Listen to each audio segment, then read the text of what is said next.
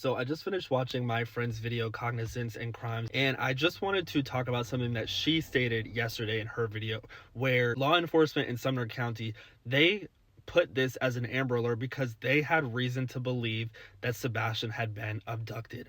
What reason do they have to believe that he was abducted, however? Now, I don't know if you guys have been following the other case that I'm covering here on my page. It's the case of 12-year-old Juan Sebastian Acevedo out of Virginia Beach. He was reported missing on Friday, January 24th. January 25th, people in the community were notified of his disappearance as an Amber Alert. It was believed that he had been abducted. Well, he was just found yesterday, unfortunately, in a pond right next to his home, and authorities are chalking this up to him falling in the pond and his death being accidental.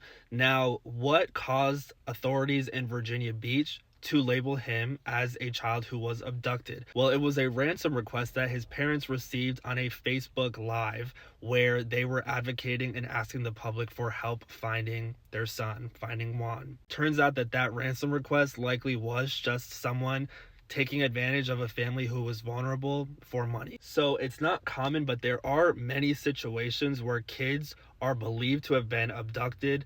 Amber Alerts are issued for them, and the child, in fact, wasn't abducted at all. So I'm really curious to know, and I really wish that law enforcement in Sumner County would release this.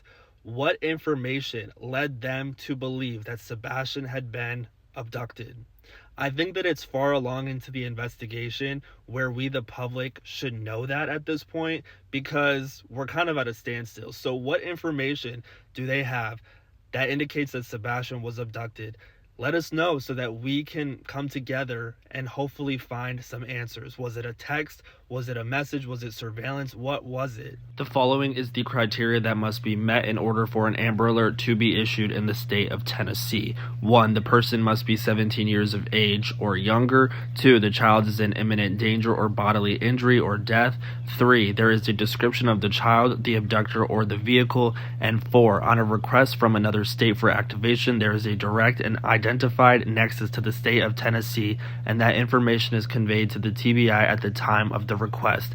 This is identical to the criteria that must be met for an Amber Alert to be issued in the state of Virginia, where Juan Sebastian Acevedo was reported missing. So my reason for making this video is, was the criteria met accurately when it comes to Sebastian Rogers' case, or was the criteria met based on false outside noise like Juan Sebastian Acevedo's case? And maybe Sebastian Rogers wasn't abducted at all.